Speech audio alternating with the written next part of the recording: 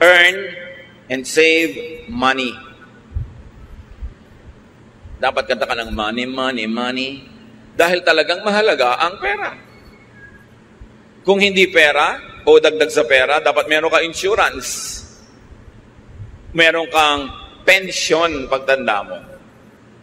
Kaya yung mga tao sinasabihan natin, oy, magbayad kayo ng SSS payments nyo para pagtanda nyo, meron kayong pension. Tapos sabi, magkano na yun? 6,000 a month. Aba, pag wala kang kapera-pera, malaki na yung 6,000. At kung walang magpalibing sa'yo, at least bigyan ka man lang ng SSS ng kabaong na styrofoam. O lawanit na may pakong bakya. Ano naman kung nalalaglag ka pag binuhat yung ataol, at least meron. Kesa wala. Katulad ng mga citizens sa ibang bansa, halimbawa sa Amerika, ang pensyon mo, pag nag-60 ka, depende kung magkano taxes ang binayad mo at ikinontribute mo sa iyong social fund habang nagtatrabaho ka. Yung iba nagpapalusot, hindi sila nagbabayad ng tax, puro under the table, hindi sila nagko-contribute sa mga social fund, hindi sila kumukuha ng insurance. Akala nila ngayon, mas marami silang perang ginagasta. Yes, habang malakas ka, marami kang perang ginagasta. Pero kung wala ka ng mga insurances na yan at pension plan, pag tumanda ka at kailangan mo na ng pera at hindi ka na makakapagtrabaho, doon ka ngayon walang pera. Iba ang lakas ng loob pag may pera sa bulsa. Ecclesiastes 7:12, money is a shelter. Totoo yun. Huwag kayong magbanal-banala na parang walang kwenta ang pera. Sabi sa Bible, Ecclesiastes 10:19, money is the answer for everything. Siyempre, figure of speech yun. Pero ibig sabihin lang nun, money is a solution to many, many things in life. Kaya dapat ang tao, habang kaya, malakas, kumita, mag-save, mag-invest, get a pension plan, get an insurance with a reputable company, kasi kakailanganin mo yan. Hindi ka laging pwede magyabang na, kaya ko. Hindi tayo sure. Iba na yung merong itinabi. Tulad ng babae sa Proverbs 31:25, dahil siya masipag, marunong mag-invest, marunong magtrabaho, sabi, she who has money is strong and graceful, as well as cheerful about the future. Sabi ng ibang version, she is clothed with strength and dignity. She can laugh at the days to come. Why can a person laugh at the days to come? Pag may pera siya. Pag magpapa-hospital siya, hindi siya nag-aalala. Pagtatawanan lang niya yung ospital. May pera ako. Sige, i-confine niyo ako sa magandang kwarto. Pero pag wala kang pera, pwede ba dito na lang ako sa corridor? Diba? Pwede ba dito na lang ako sa labas ng ospital? O kaya hindi ka pagaling, ilabas yun ako, mamamatay ako sa presyo. Kung may pera ka, di magpapagamot ka ngayon. Although namamatay ka rin naman kung may pera ka, pero mamamatay ka nakangiti. Importante niyan, make and keep receiving material blessings by giving.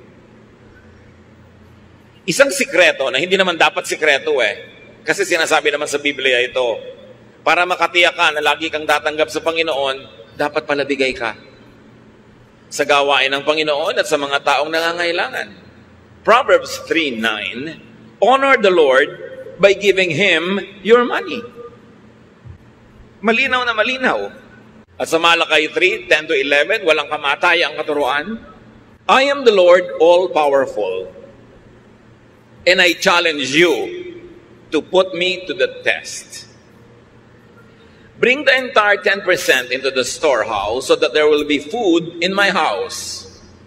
Then I will open the windows of heaven and flood you with blessing after blessing. I will also stop locusts from destroying your crops and keeping your vineyards from producing. Ang Diyos nang hahamon. Sabi niya, hinahamon ko kayo. Subukan niyo ako. Huwag kayong mandaya sa inyong mga tithes. Pag hindi ko binuksan ng mga bintana ng langit at pinabaha sa buhay niyo ang walang katapusang blessing. At hindi lang yon, pipigilin ko ang mga salot na kulisap sa paninira na inyong mga tanim. Ipoprotekta ko ang inyong negosyo, ang inyong mga hanap buhay. Alam ganon. At makikita nyo kung gaano ka tapat ang Panginoon sa kanyang pangako. At sabi niya sa Deuteronomy 15:6, no one in Israel should ever be poor. So hindi balak ng Diyos sa kanyang mga anak na may mga mahirap. The Lord your God is giving you this land and He has promised to make you very successful if you obey His laws and teachings that I am giving you today. You will lend money to many nations, but you won't have to borrow. You will rule over many nations, but they won't rule you. That is the promise. Pero merong kondisyon.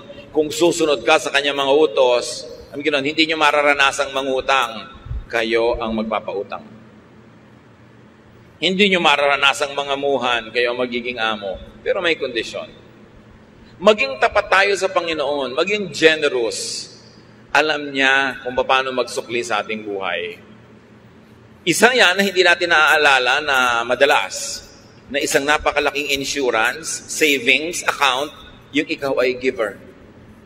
Ikaw ay generous, even to people that are not close to you, but who are needy. Bawat bigay mo sa nangangailangan, bawat bigay mo sa gawain ng Panginoon, ang Panginoon na magsusukli. At sa palagay nyo kaya, papayag ang Panginoon na may utang siya sa inyo?